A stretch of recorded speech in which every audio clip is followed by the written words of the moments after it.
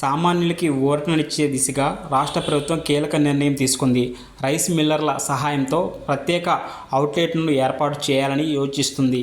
వీటి ద్వారా తక్కువ ధరలకి నాణ్యమైన బియ్యాన్ని అందించేందుకు కార్యాచరణ ప్రారంభించింది.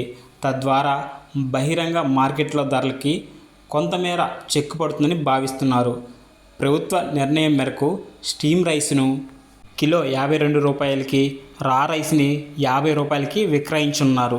ఈ ధరలకి బియ్యం అందుబాటులో ఉండేలా రైస్ మిల్లర్లతో ప్రభుత్వం సమన్వయం చేసింది. మార్కెట్లో అధికంగా వినియోగించే బీపీటీ, కేఎన్ఆర్ అన్ని రకాల బియ్యాన్ని ప్రత్యేక కౌంటర్ల ద్వారా విక్రయించాలని నిర్ణయించారు.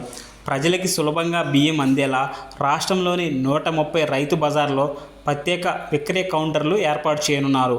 రైతు బజార్లకు వచ్చే వినియోగదారులు కూరగాయలు, ఇతర నిత్యావసర సరుకులు పాటుగా తక్కువ ధరలకి బియ్యాన్ని కూడా కొనుగోలు చేసే అవకాశం కల్పిస్తున్నారు.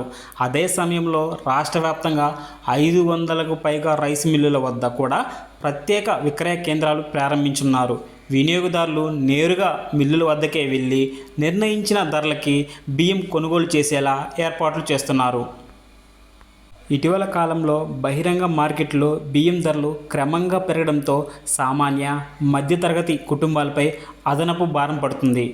పరిస్థితిని దృష్టిలో ఉంచుకొని మార్కెట్లో సరఫరా చేయడం, మధ్యవర్తుల ప్రభావాన్ని తగ్గించడం, వినియోగదారులకి అందుబాటు ధరలో బియ్యం అందించడం ప్రధాన లక్ష్యంగా ప్రభుత్వం ఈ చర్యలు చేపట్టింది.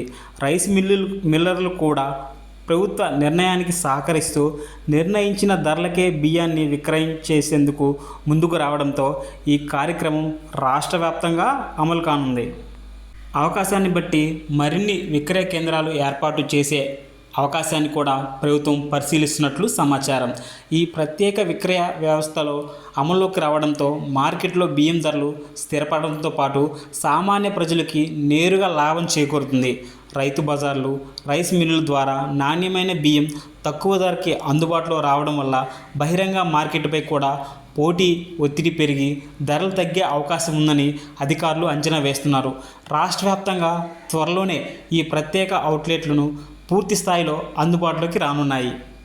కూటమి ప్రభుత్వం చేస్తున్న ఈ మంచి పనికి ఒక లైక్ చేసి సబ్స్క్రైబ్ చేసుకోండి మన ఛానల్ని.